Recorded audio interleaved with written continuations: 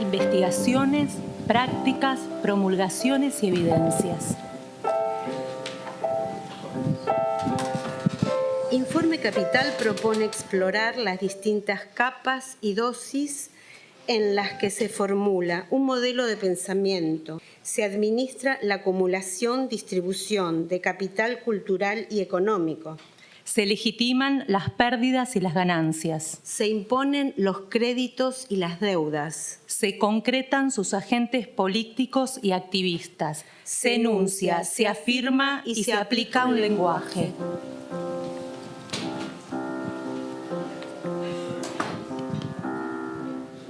La primera edición de Informe Capital, titulada Sucesos para una contrainvención, de las fábricas de deudores y bancodictaduras al arte de la desujeción. Fabricar deuda, producir especulación financiera, subordinación bancaria y terrorismo económico, desarrollar fundaciones y ONGs de orientación neoliberal, fomentar prácticas monopólicas y batalla publicitaria, secuestrar el lenguaje, el conocimiento, el arte y la información.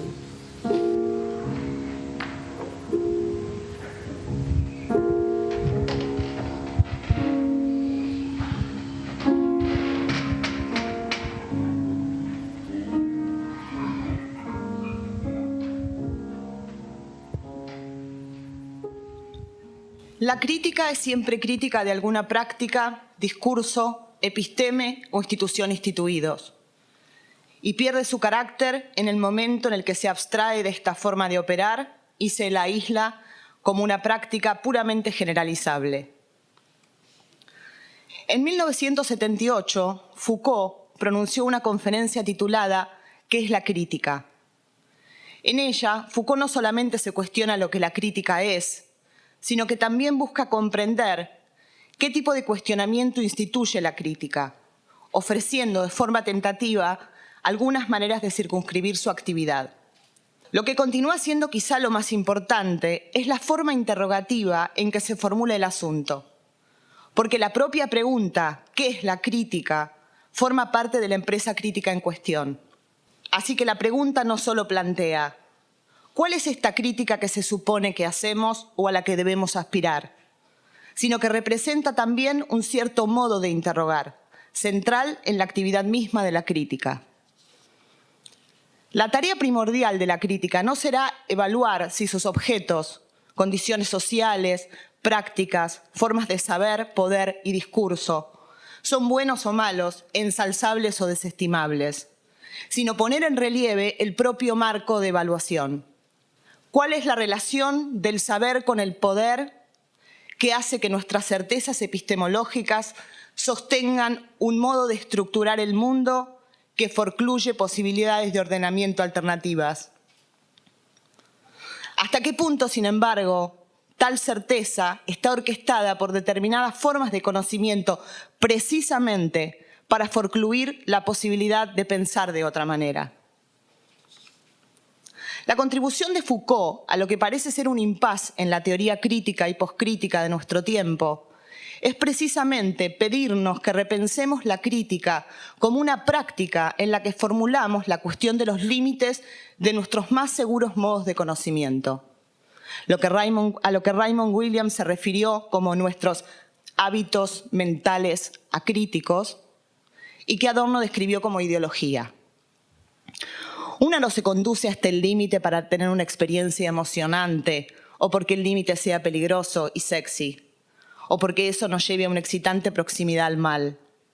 Una se interroga sobre los límites de los modos de saber porque ya se ha tropezado con una crisis en el interior del campo epistemológico que habita. Las categorías mediante las cuales se ordena la vida social producen una cierta incoherencia o ámbitos enteros en los que no se puede hablar. Es desde esta condición y a través de una rasgadura en el tejido de nuestra red epistemológica que la práctica de la crítica surge, con la conciencia de que ya ningún discurso es adecuado o de que nuestros discursos reinantes han producido un impas.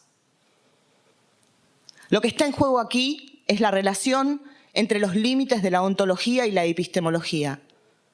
El vínculo entre los límites de lo que yo podría llegar a ser y de lo que podría poner en riesgo al saber. Foucault plantea una cuestión que es la cuestión de la propia crítica. ¿Sabés hasta dónde podés saber? Nuestra libertad está en juego. De esta forma, la libertad surge en los límites de lo que uno puede saber, en el preciso momento en que la desujeción del sujeto tiene lugar dentro de las políticas de la verdad, en el momento en el que cierta práctica cuestionadora comienza adoptando la siguiente forma. ¿Qué soy yo entonces? Que pertenezco a esta humanidad, quizá a este margen, a este momento, a este instante de humanidad que está sujeto al poder de la verdad en general y de las verdades en particular. ¿Qué, dado el orden contemporáneo del ser, puedo ser? Si al plantear esta cuestión la libertad se pone en juego, podría ser que poner en juego la libertad tenga algo que ver con lo que Foucault llama virtud, con un cierto riesgo que se pone en juego mediante el pensamiento y en efecto mediante el lenguaje, y que hace que el orden contemporáneo del ser sea empujado hasta su límite. Que venga uno de los chicos, que tengo miedo de...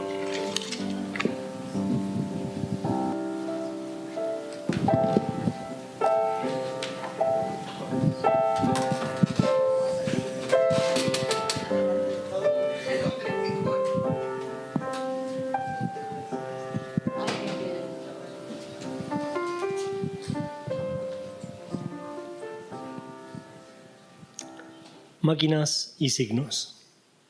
Las máquinas están en todas partes, menos en la teoría crítica. Menos en la teoría crítica, las máquinas están en todas partes. Forman una especie de capital constante social constituido en gran parte por tecnologías numéricas. Los signos son los motores semióticos de tales máquinas y constituyen el lenguaje asignificante a través del que se comunican entre sí, con otros no humanos y con los humanos. La transversalidad de las finanzas solo es eficaz porque hay un funcionamiento transversal a la sociedad en el conjunto de las máquinas y los signos. Las nanomáquinas numéricas y sus motores semióticos se instalan en la materia, en los cuerpos y en los objetos que ahora ya son animados no solo metafóricamente, como en la teoría del fetichismo marxiano, sino también realmente, porque perciben, reciben y transmiten informaciones. Máquinas y signos entran así en nuestra vida cotidiana, produciendo nuevos tipos de sometimiento y servidumbre. El capital es un operador semiótico y no lingüístico. No lingüístico, sino semiótico. Y la diferencia es relevante. En el capitalismo, los flujos de signos, la moneda, los algoritmos, los diagramas, las ecuaciones, actúan directamente sobre los flujos materiales sin pasar por la significación. La semiótica asignificante de la moneda, de los algoritmos, funcionan independientemente del hecho de que signifiquen algo para alguien. No están encerrados en el dualismo significante-significado. Son signos operadores, signos potencia, cuya acción no pasa a través de la conciencia y la representación.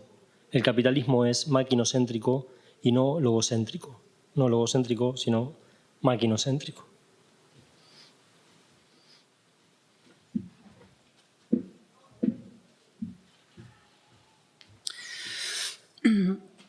Hay una percepción generalizada de la economía como una disciplina exclusivamente técnica. Sin embargo, la economía es una ciencia social y siempre es economía política, ya que involucra las relaciones sociales y las leyes que gobiernan la producción, la distribución y el intercambio. Podemos afirmar que este ancestral desplazamiento hacia una departamental específicamente técnica no implica para nada un error, sino todo lo contrario.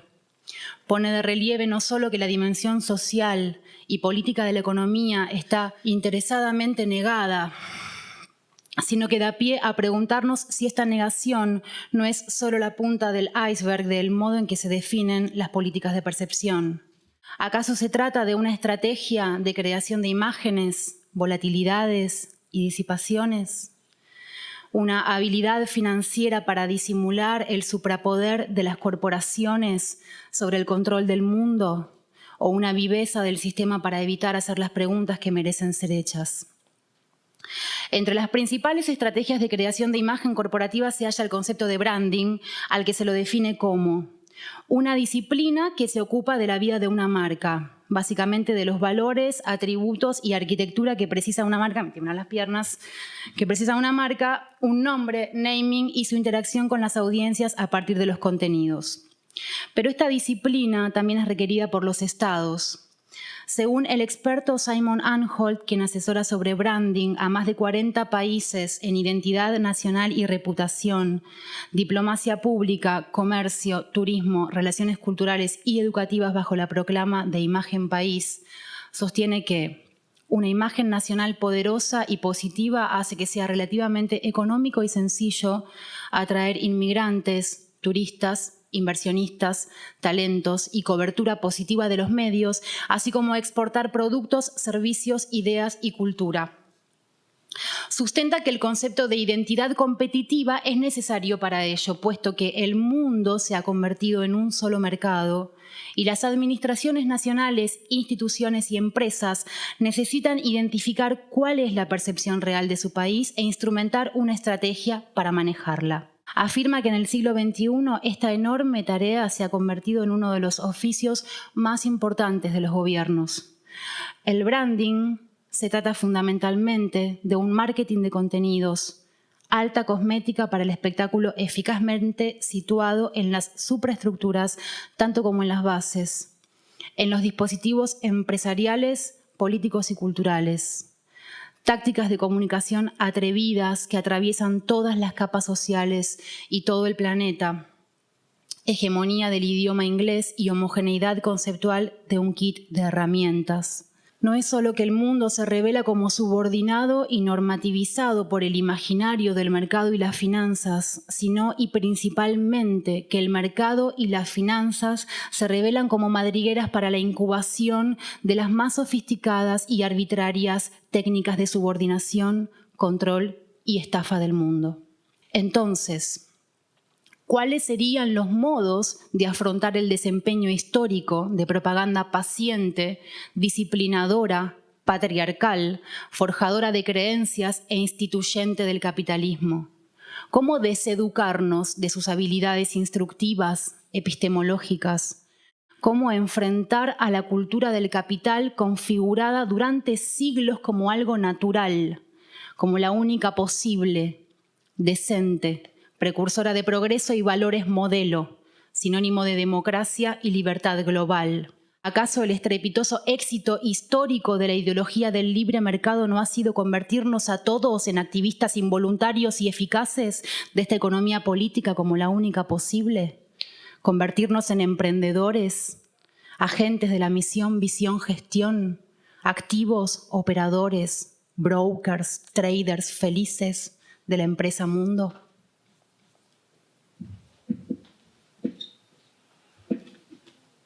Capital humano o el emprendedor de sí mismo.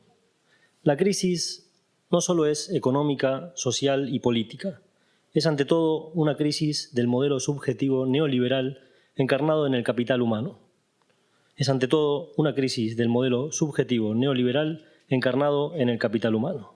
El proyecto de sustituir al trabajador asalariado del fordismo con el emprendedor, transformando al individuo en empresa individual, que gestione sus propias capacidades como recursos económicos que capitalizar, se ha derrumbado. Desde este punto de vista, la situación de los países ricos y la de los países emergentes converge en la producción de un mismo modelo de subjetividad, repetido a pesar de su fracaso. El capital humano, o sea, el neoliberalismo, no tiene ya nada que ofrecer.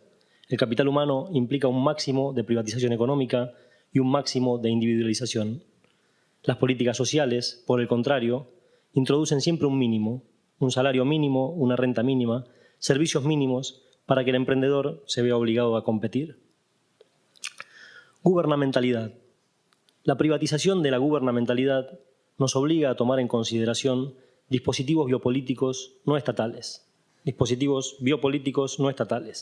Desde los años 20 se desarrollan tecnologías de governance o gobernanza basadas en el consumo que progresivamente se han visto perfeccionadas con marketing, sondeos, televisión, internet, redes sociales. Estos dispositivos biopolíticos son contemporáneamente dispositivos de valorización, de producción de subjetividad y de control policial. Finanzas, transversalidad. Lo que hay que subrayar no es tanto la potencia económica de las finanzas, sus innovaciones técnicas, sino el hecho de su funcionamiento como un dispositivo de governance o gobernanza transversal en la sociedad y en todo el planeta. Las finanzas operan transversalmente en la producción, en el sistema político, en el estado de bienestar, en el consumo. La crisis de la deuda soberana confirma, profundiza, radicaliza en sentido autoritario las tecnologías de gobierno transversales, puesto que estamos todos endeudados. Todos estamos endeudados. Crecimiento. Mientras la política monetaria fracasa en reactivar la economía y el empleo, con el riesgo de alimentar otra burbuja financiera, favorece el boom económico de solo un sector, el financiero. La enorme disponibilidad de dinero puesta a disposición de la economía va a parar principalmente a los bancos, que de paso no dejan de enriquecerse. A pesar del débil crecimiento de los otros sectores, los mercados financieros han alcanzado niveles récord.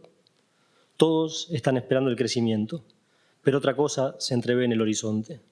Supremacía de la renta, desigualdades abismales entre trabajadores dependientes y sus jefes, gigantescas diferencias patrimoniales entre los más ricos y los más pobres, clases sociales cristalizadas en su reproducción y bloqueo de la ya débil movilidad social.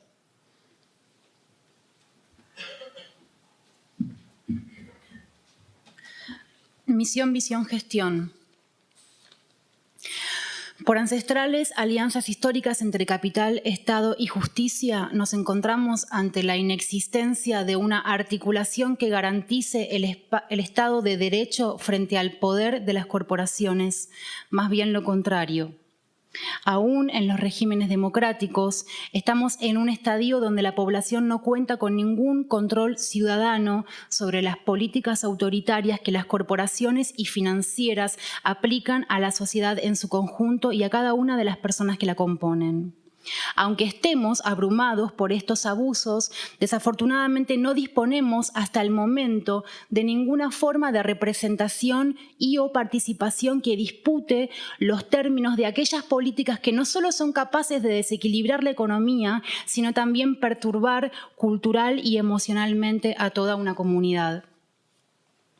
Aunque las políticas de estas corporaciones tengan a veces tanta o más incidencia sobre la población que ciertas políticas públicas, debemos aceptar que no existen controles efectivos sobre estas y que por ende es necesario desarrollarlos.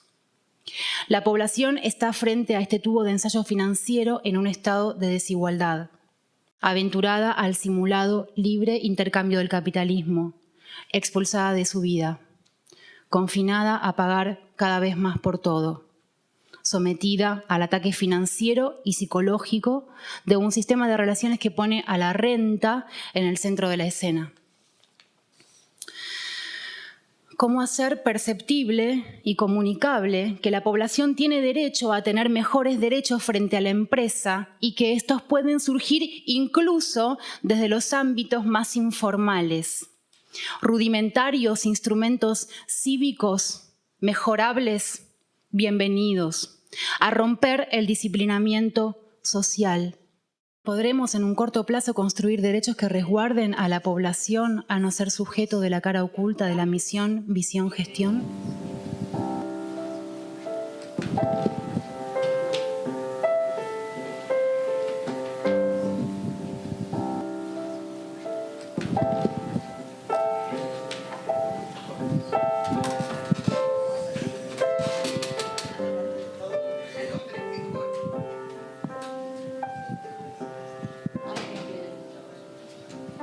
Este artículo examina los principales aspectos legales de la responsabilidad civil corporativa por contribuir a la comisión de graves violaciones de derechos humanos, focalizando especialmente en la actividad bancaria. Analiza en detalle el caso argentino y la ayuda financiera recibida por la última dictadura militar. Esta tendencia ha sido sintetizada, explicitada y plasmada en el reciente informe sobre complicidad corporativa y responsabilidad legal, elaborado por la Comisión Internacional de Juristas en 2008. Dicho informe enfatiza en la responsabilidad de las empresas que asisten en la violación masiva de derechos humanos. Si de esa manera hacen posible, tornan más fácil o mejoran la eficiencia en la comisión de tales delitos. En otras palabras, con su aporte, permiten, facilitan o exacerban los abusos de derechos humanos. El caso argentino. La deuda pública externa argentina ascendía a 6.700 millones de dólares en 1976 y en 1983 trepó a 31.700 millones de dólares. Esas cifras no incluyen el crecimiento de la deuda externa privada. Esos datos difieren parcialmente, pero en menor grado, con los provistos por el Banco Central de la República Argentina y las pericias e informes realizados en la sentencia dictada en la causa Alejandro Olmos, tramitada por la Justicia Federal Argentina. De acuerdo con la mencionada causa, recogiendo los datos suministrados por el Banco Central, los créditos fueron otorgados fundamentalmente por sindicatos integrados por diversos bancos comerciales norteamericanos y europeos de primera línea. A 1983, la deuda con bancos comerciales y créditos sindicados superaba los 20.000 millones de dólares, sin contar la deuda en poder de los tenedores de títulos públicos, entre los cuales podrían ciertamente encontrarse algunos bancos. ¿Cómo se conectan esos hechos? Es necesario analizar las condiciones y políticas económicas del Estado argentino, que fue el ejecutor de los abusos de derechos humanos durante esos momentos, para entender si los créditos bancarios pueden haber hecho posible, tornado más fácil o mejorado la eficiencia de la comisión de aquellos delitos. También es conveniente repasar cuál fue concretamente la conducta de los bancos, la forma en que el Estado erogaba dinero en el sector militar, concentrado en cometer los crímenes, la información pública disponible y el comportamiento del gobierno de los Estados Unidos. Entre 1976 y 1982, Argentina recibió un volumen ingente de créditos provenientes de bancos comerciales de países industrializados. Las razones de la derivación de tamaña masa de dinero han sido atribuidas a la forma en la que se extendió el euromercado y el reciclaje masivo de petrodólares. En ese contexto, los bancos prestamistas asumieron una verdadera política de low and pushing al otorgar créditos a estados que no presentaban una capacidad de reembolso acorde al volumen de las deudas que estaban contrayendo y que además usaban los recursos públicos en parte para reprimir a sus propias poblaciones. En ese esquema, el papel de las finanzas jugó un rol fundamental. La dependencia financiera fue más intensa si se piensa que el gobierno militar, embarcado en una política económica de asignación de los recursos internos, conforme las señales de precios derivadas del mercado internacional, adecuando así el perfil de precios relativos internos al internacional, impulsó la dolarización de facto de la economía. En el caso de Argentina, los préstamos no contribuyeron a un genuino crecimiento económico. De hecho, ya vimos, el PBI tuvo una evolución negativa durante la dictadura. Más bien, subsidiaron una política monetarista inviable en un contexto de recesión económica. Un amplio déficit público y la desaceleración de la actividad de la economía real puede llevar a un sistema a la ruina, de la cual el propio Estado usualmente no escapa, porque tiene que implementar ajustes presupuestarios o moratorias de deuda, con todo el costo político y social que esto suele implicar.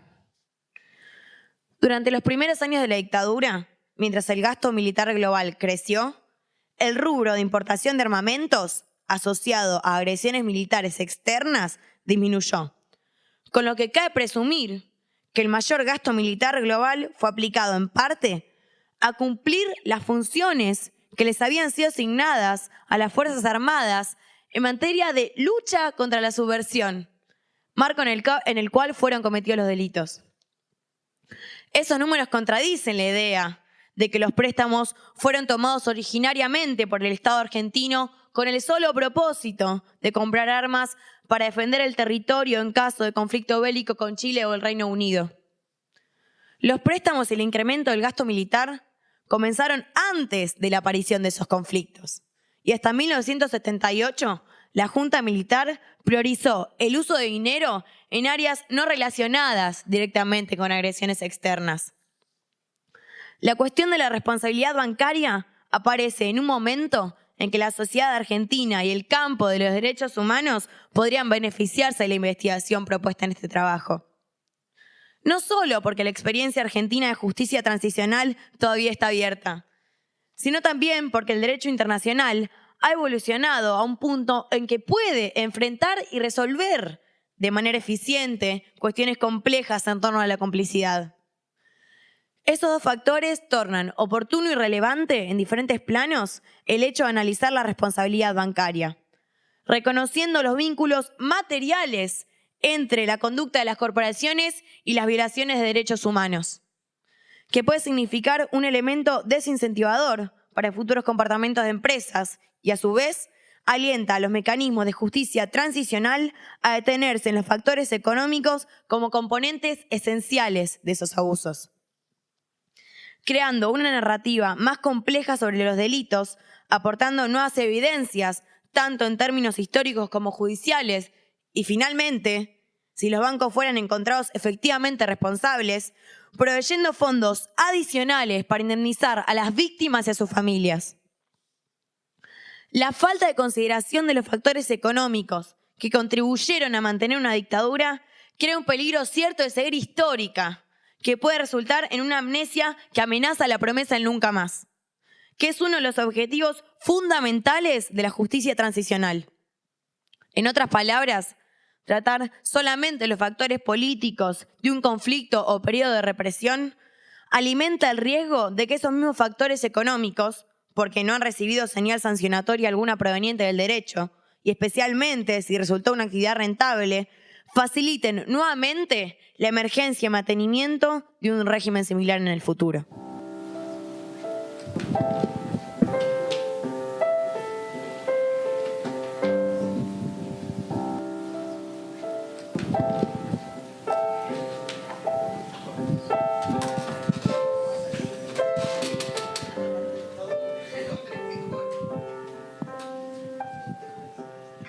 Brokers.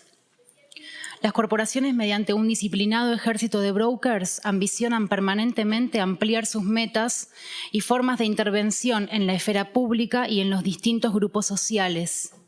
Optimizar mediante el lobby su performance, condicionar y o neutralizar posibles regulaciones y controles de las políticas estatales y especialmente fortalecer la hegemonía de un tipo de producción de subjetividad que garantice su continuidad de poder.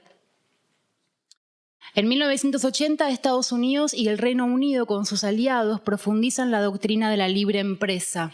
En este plan, su ministro de Economía, Richard Luce, anuncia que la única forma de saber si triunfaremos depende de nuestra capacidad de atraer suficientes clientes. En arte, incitaba a los artistas y organizaciones a propuestas financieramente emprendedoras y a la búsqueda de una renta permanente y confiable del sector privado. Este modelo hegemonizó las políticas culturales actuales en la mayoría de los países. Luis Renato Martins nos cuenta que el modelo británico se difundió globalmente. En Brasil comenzó con la Ley Sarney en la llamada Nueva República desde 1985 y se profundizó sucesivamente con las distintas presidencias. Los más importantes museos brasileños de arte contemporáneo pertenecen a grupos relacionados con la industria minera, la siderurgia o las finanzas. Martins cita los estudios de la crítica cultural Qin-Tao Wu, quien en su libro Privatizar la cultura señala que a partir de los 80 las empresas dejan atrás su papel pasivo como donantes para participar en la elaboración y estructuración del discurso de la cultura contemporánea. Qin-Tao investiga los corrimientos de las políticas públicas culturales propiciadas por los valores de mercado y cómo estos favorecieron su irrupción en las artes visuales. El desembarco empresarial en los museos, la proliferación de colecciones de arte de empresas y la creación de sus propias galerías o secciones de museos dentro de sus edificios. De este modo, los museos y las galerías de arte se convierten en sus propios vehículos de relaciones públicas, explotando el estatus social que tienen las instituciones culturales. Pero el propio fomento de la privatización dependió en parte de las subvenciones públicas, creando programas de incentivos al patrocinio empresarial. Todo un irrefutable paisaje hechizado.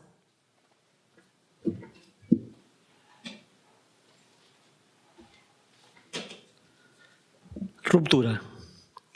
En todo acontecimiento político tienen que estar presentes diversas líneas que coexisten y pueden recomponerse u oponerse y luchar.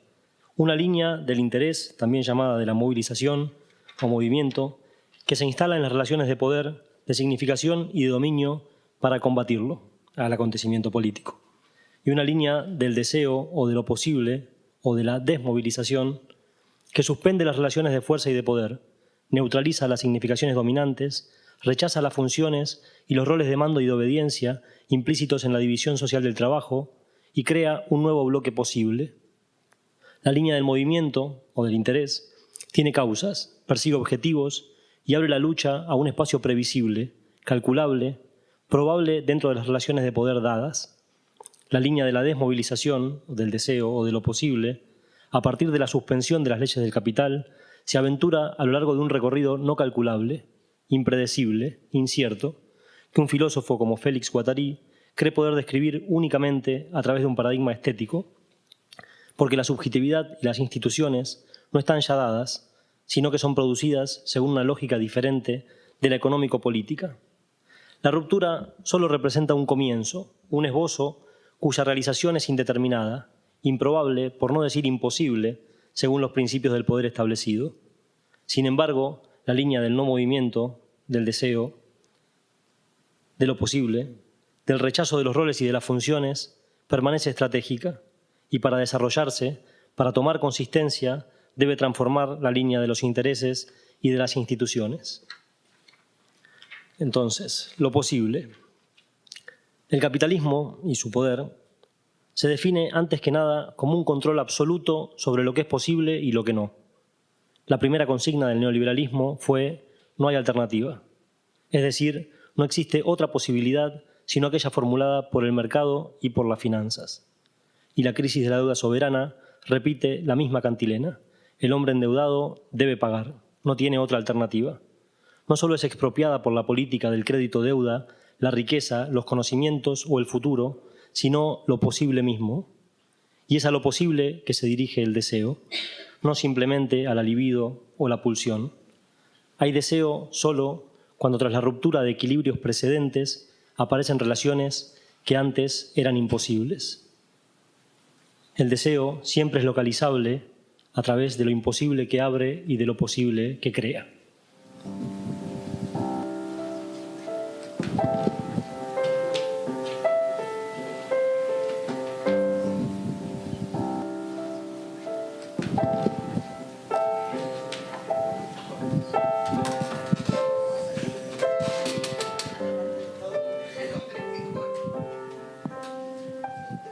Para ir concluyendo, sencillamente voy a regresar a la introducción del uso de los placeres, en la que Foucault define las prácticas que le preocupan, las artes de la existencia, como aquello que tiene que ver con una relación cultivada del yo consigo mismo.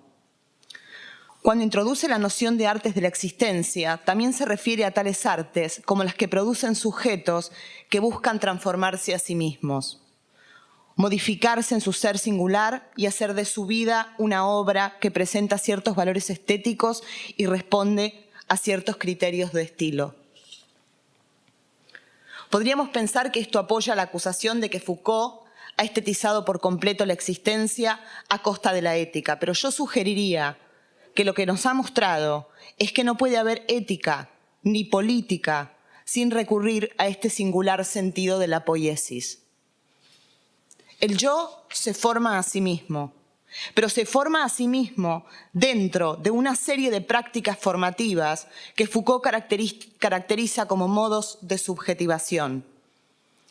Que la paleta de sus formas posibles esté delimitada de antemano por dichos modos de subjetivación no significa que el yo no consiga formarse a sí mismo, que el yo esté totalmente formado. Al contrario, se le obliga a formarse, pero formarse a sí mismo en formas que ya están más o menos operando y en proceso. ¿Qué quiere decir esto? Podría decirse, se le obliga a formarse dentro de prácticas que ya están más o menos funcionando. Pero si esta formación de sí se hace en desobediencia a los principios de acuerdo con los cuales una se forma, entonces la virtud se convierte en la práctica por la cual el yo se forma a sí mismo en desujeción. Lo que quiere decir que arriesga su deformación como sujeto, ocupando una posición ontológicamente insegura, que plantea otra vez la cuestión: ¿quién será un sujeto aquí y qué contará como vida? Un momento de cuestionamiento ético que requiere que rompamos los hábitos de juicio en favor de una práctica más arriesgada que busca actuar con artisticidad en la coacción.